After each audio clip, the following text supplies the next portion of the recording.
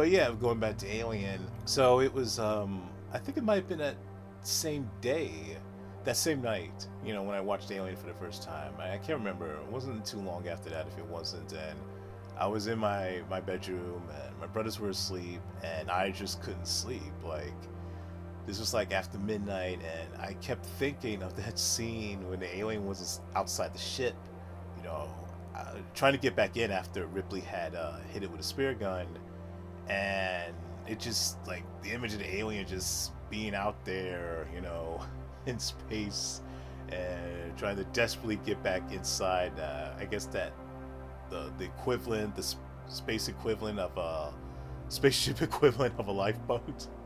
Yeah, just trying to get back into the ship, and just that image of the alien just trying to get back in,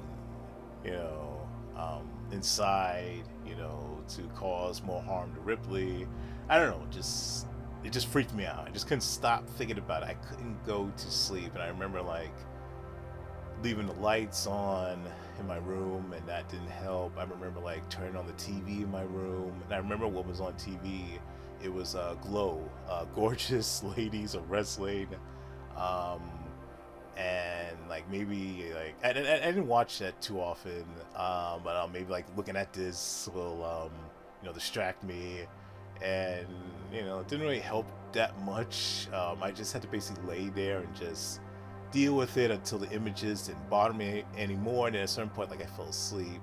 But yeah, I was up for quite a while, like just anxious, like filled with cortisol. Like it's just, yeah.